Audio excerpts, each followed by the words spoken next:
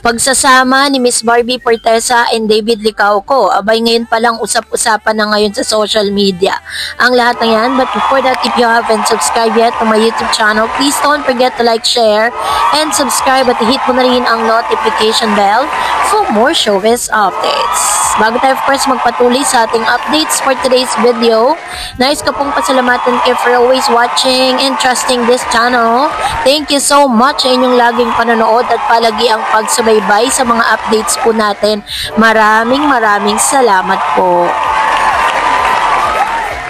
For today's video, ayan, bago tayo magpatuloy, of course, meron tayong ilan sa mga komento ninyo sa comment section na napili po natin patungkol po sa ating latest updates. No? Unahin po natin si Miss Edna Asas. Sabi niya, or Edna Sas, okay lang yan, walang project ang Barda po. Ang importante, Barda forever in real life.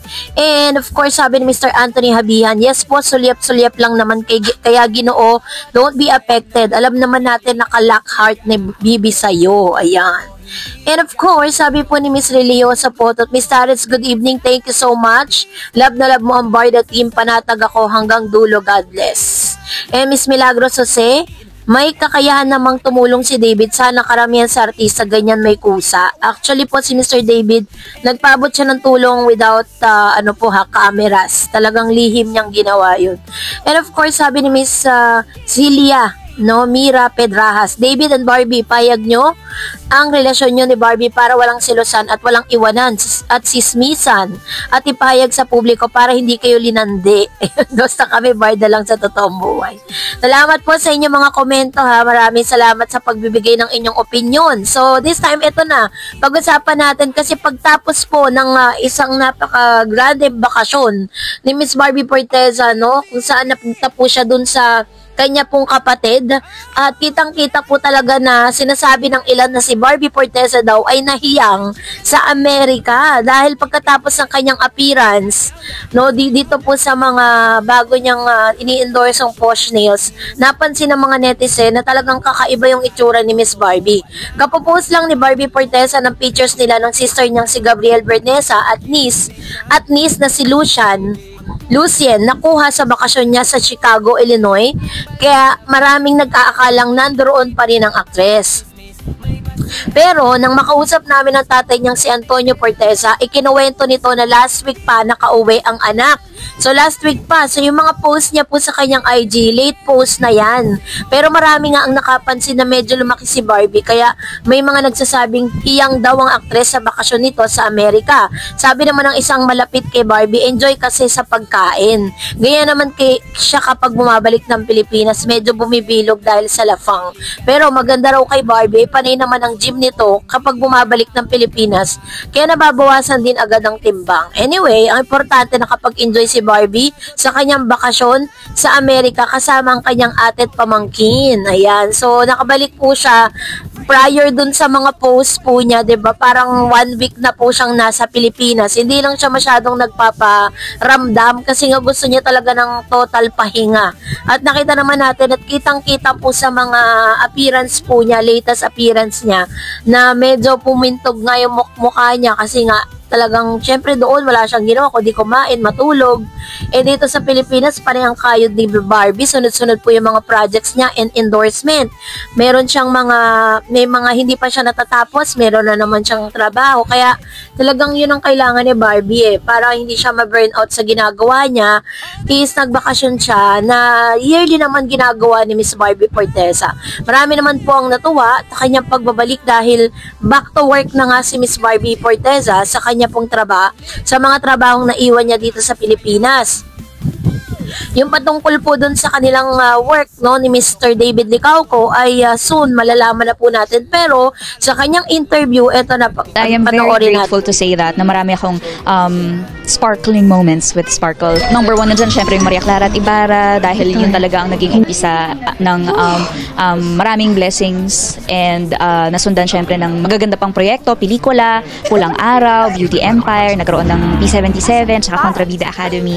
At ngayong nagse-celebrate. We're very excited dahil isa siyang napakalaking event to celebrate Sparkle. So, ang saya kasi talagang lahat ng Sparkle artists nandun and lahat din syempre ng supporters, ng lahat ng artista looking forward sa gabing yun. Kababalik lang ni Barbie mo. According to Miss Barbie Porteza, ay super grateful po siya, no, sa Sparkle na kanila pong management, dahil dito talaga, ito po talaga yung isa sa mga naging platform niya or isa sa mga nakatulong sa kanya rin para umabot po siya ng dekada sa showbiz. Sinabi po nito na magkakaroon po ng 30th anniversary concert ang Sparkle, no? Kasama pa niya dito si Alden Richards. Ililid po yan ni Alden and Julian San Jose and Barbie Porteza doon po sa MOA Sky in Pasay this coming November 15, 2025. So, November 15 will be on Saturday. Yan, magaganap yan sa MOA. So, pwede nyo pupuntahan yan. Sa po na mga malapit dyan, no? It is a star-studded Saturday at Sparkle GMA Artist Center is showcasing the talents of its stars in celebration of 30th year of discovering and honing the biggest names in Philippine showbiz today. According to Miss Barbie Porteza, lahat po ng mga artist po ng Sparkle ay nandun, which means kasama si Mr. David Dicauco sa mga nabanggit, no? Pangungunahan lang ito ni Mr. Alden, Barbie, and Julian San Jose. Sabi dyan, more than just a pre-concert, Sparkle 30 years na kasi ang GMA Sparkle aims to connect with and give back to the fans and supporters who have made Sparkle stronger for almost 3 decades. This is inspired by the Gen Z term Trentahin. The event titles reflect the youthful and fun spirit of the celebration, vibing and thriving to sparkle together for 30 more years. So, ang pinaka-tema nila is Trentahin. Ganun yung kasi mga term ng mga Gen Z ngayon eh. Joining the festivities are some of the talent agency's biggest stars led by Alden Richards and Barbie Porteza, Michelle Marquez D, Julian San Jose, Miguel Tan Felix, Gabby Garcia, Rayber Cruz, and Rojun Cruz. Adding to the excitement are all well-loved Sangre stars Angel Guardian, Kelvin Miranda, Faith Da Silva, and Bianca Umali, along with Sparkle Teens, Sparkle 10, Sparkle Campus Cuties, and Pinoy Big Brother Celebrity Collab Edition Sparkle Housemate. Also joining the celebration in Comedia is comedian Ai de las Alas, among many more surprises guests. The show is directed by Rico Gutierrez. Passes for the Sparkle 30 concert are now available via SM Mall Online's app. Download the app, claim your coupon, and be part of Sparkle 30th Anniversary Celebration on November 15 at the MOA Sky Amphitheater. So, libre nyo pong makukuha yung ticket. Ang gagawin nyo lang po is kailangan nyong i-download yung app na ito pong Sparkle 30.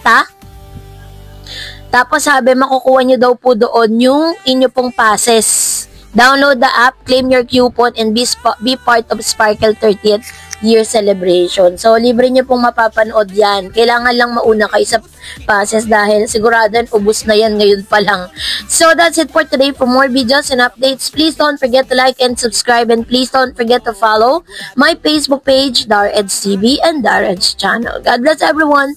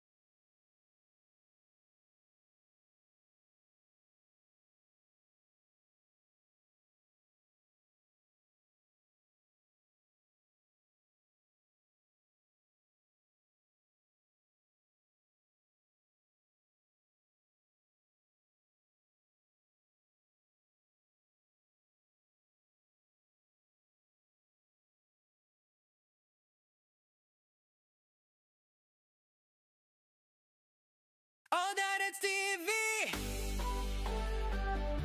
Oh, yeah, yeah, yeah. Showbiz, chika na legit, but walang fake news, keep it lit. Sayaw na, sayaw na.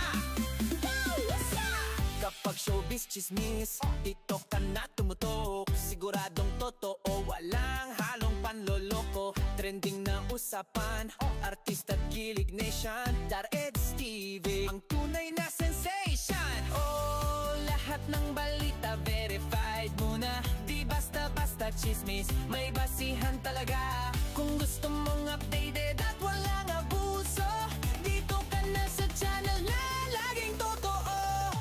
Irenji can dance, save all showbiz energy. Chika na totoo, good vibes lagi. Say no, say no, say no to fake news. Yes to Dared's, let's party with the truth, yeah. Bawat eksena, kilig at intriga, pero laging totoo, hindi gawa-gawa. Kung gusto mong updated sa lahat ng artista, Dared's ang sagot, yeah, ikaw